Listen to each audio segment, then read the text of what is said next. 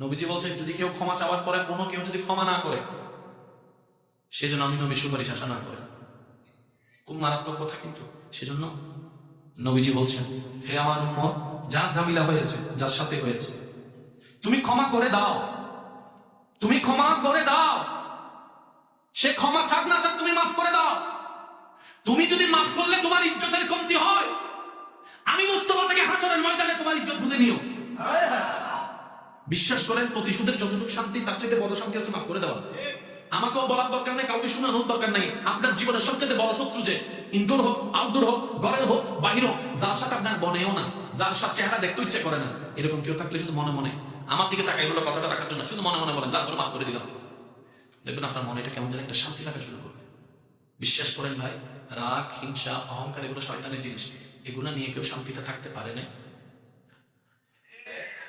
হারালেই জিতা যায় না, হারালে অনেকে আছে মামলা করছে আমি কি হারবো নাকি, দরকার হলে 10 খানি যা জমি আছে এগুলো সব বিক্রি করে দিব, তারপরে জিতে লাগবে। আপনি 10 খানি জায়গায় শেষ করে আপনি জিতে গেলেন, এবার আপনার আছে কি? এবার আপনার ছেলে মেয়েরাই তো আপনার সত্যি দোয়া ফেলবে। বাস্তব যেটা সেটা বলেন না রে ভাইয়া। তো সেজন্য আল্লাহর ওয়াস্তে নবীর সুন্নাত হচ্ছে জীবনের শান্তিতে থাকার সবচেয়ে গুড ওয়ে। আল্লাহ পাক আমাদের সবাইকে বুঝার তৌফিক দান। যদি আপনি আজীবন বেঁচে থাকেন, যদি আপনার কখনো মৃত্যু না হয়, যদি কখনো আপনাকে একা করে কবরে থাকতে না হয়, তাহলে আপনার যা মন চায় তা করেন, যা মন চায় তা করেন। আর যদি আপনাকে একদিন মৃত্যুবরণ করতে হবে যে কোনো মুহূর্তে, কবরে একা থাকতেই হবে, তাহলে অনুরোধ রাখবো আপনার ঈমানি ভাই হিসাবে একবার ভেবে দেখবেন, একবার ভেবে দেখেন। 2 মিনিট একটু ব্রেক দিয়ে একটু ভেবে দেখেন না, কোত্থেকে আসলাম, কে পাঠালো, কোথায় যাব, কি উত্তর দিব? আপনার সমস্ত প্রশ্নের উত্তর এখানে চলে আসবে। মনে রাখবেন, অন্যের মুখে হাসি ফুটে যে শান্তির দেখা আপনি পাবেন, এই শান্তি আর কোথাও পাবেন না। কারণ রব বলে যে আমার সৃষ্টিকে শান্তিতে রাখে, ওই বান্দার শান্তিতে থাকার রাস্তা আমি আল্লাহ করে দিই। সুবহানাল্লাহ।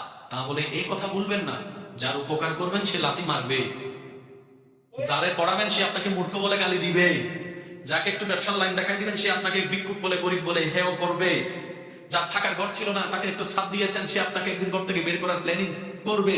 মনে রাখবেন, থ্যাংক ইউ পাওয়ার আশায় কোনো উপকার করবেন না। ওই বান্দার উপকার যে বান্দারই হোক, ওই বান্দার উপকার এই কারণেই করবেন তার আল্লাহ যেন আপনার উপর খুশি হয়ে যায়। সুবহানাল্লাহ। তাহলে দুনিয়া তো ইজ্জত আপনার, নিয়ামত আপনার, আখিরাত তো নিয়ামত আপনার। সবর করবেন, সহ্য করবেন, রবের রহমতের অপেক্ষার দিকে তাকাই থাকবেন। নিয়ামত আপনার আসবে, জয় আপনার হবে।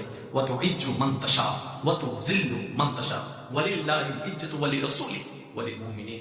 রব্বুল আলামিন আমাদের সবাইকে নেককার বান্দা হয়ে দুনিয়া থেকে ঈমান ইজ্জত নিয়ে হাসি মুখে কালিমা পড়ে যাওয়ার তৌফিক